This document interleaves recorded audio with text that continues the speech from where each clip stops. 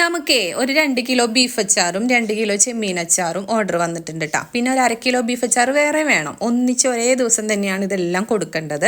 അപ്പോൾ ആദ്യം തന്നെ ബീഫ് അച്ചാർ റെഡിയാക്കാനാണ് ഞാൻ തീരുമാനിച്ചത്. എന്ന് വെച്ചാൽ ബീഫ് അച്ചാർ ഉണ്ടാക്കാൻ പൊതുവെ ഈസിയാണെന്നാണ് എല്ലാവരുടെയും വിചാരം. അല്ല കേട്ടോ മക്കളെ, നല്ല ബുദ്ധിമുട്ട് തന്നെയാണ് ബീഫ് അച്ചാർ ഉണ്ടാക്കാൻ. ക്ലീനിങ് എന്ന് പറഞ്ഞ സംഭവം നമ്മുടെ ചെമ്മീൻ കിള്ളൽ മാത്രമല്ല ഇച്ചിരി പണി. നമ്മുടെ ബീഫ് ക്ലീൻ ചെയ്യാനും ഇച്ചിരി പാടുണ്ട്. എന്താ വെച്ചാൽ ഇതിൽ നെയ്യ് ഉണ്ടാവാൻ പാടില്ല. അച്ചാർ ഉണ്ടാക്കുമ്പോഴായാലും ശരി, ബീഫ് വരട്ടുമ്പോഴായാലും നെയ്യ് ഉള്ളത് നല്ലതല്ല.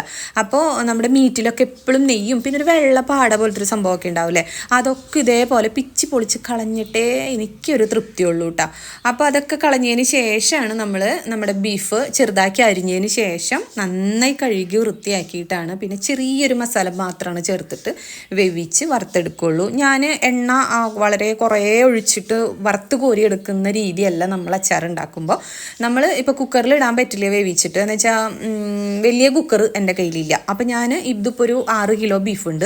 അപ്പോൾ ഞാൻ നമ്മുടെ ഉരുളി തന്നെയാണ് ഞാൻ വേവിക്കുന്നത് കേട്ടോ. നന്നായി വെന്ത് കിട്ടുക തന്നെ ചെയ്യും. നന്നായി വെന്തതിന് ശേഷം മാത്രം അതിൽ കുറേശ്ശെ എണ്ണ ഒഴിച്ച് വറുത്തെടുക്കുകയാണ് ഞാൻ ചെയ്യുക.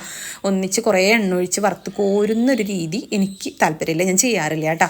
അപ്പോൾ അതാ ഇങ്ങനെയൊക്കെ വറുത്തെടുത്തിട്ടുണ്ട്. അതിന് ശേഷം നമ്മളുടെ മസാലകളൊക്കെ ചേർത്ത് നന്നായി ഒന്നും കൂടി മൊരിച്ചെടുത്തതിന് ശേഷം മാത്രം വിനാഗിരി ചൂടാക്കി ഒഴിക്കും. പിന്നെയെന്ന് വെച്ചാൽ നമ്മുടെ വെജ് അച്ചാറുകളായിക്കോട്ടെ നോൺ വെജ് അച്ചാറുകളായിക്കോട്ടെ അത്യാവശ്യം നല്ല തിക്കായിട്ട് തന്നെയാണ് ഞാൻ ചെയ്ത് കൊടുക്കാറുള്ളത്. അതെന്താ വെച്ചാൽ ലീക്കാവുക എന്നുള്ളൊരു പേടി കസ്റ്റമർക്കും ഉണ്ട്, അതിലുപരി എനിക്കും ഉണ്ട്. അപ്പോൾ അതൊന്നും ഒഴിവാക്കാൻ വേണ്ടിയിട്ടാണ് അത്യാവശ്യം നല്ല തിക്കായിട്ടുള്ള അച്ചാറായിട്ട് തന്നെ നമ്മൾ ചെയ്ത് കൊടുക്കാറുള്ളത് കേട്ടോ. അപ്പോൾ നിങ്ങൾക്ക് ആർക്കെങ്കിലും ഏതെങ്കിലും തരത്തിലുള്ള അച്ചാറുകൾ ആവശ്യമുണ്ടെന്ന് വെച്ചാൽ എന്നെ ഒന്ന് കോൺടാക്റ്റ് ചെയ്താൽ മതി. ഞാൻ നിങ്ങൾക്ക് കൊറിയർ ചെയ്ത് തരാവുന്നതേ ഉള്ളൂ കേട്ടോ. അപ്പോൾ ഇത്രയേ ഉള്ളൂ ഇന്നത്തെ വിശേഷം.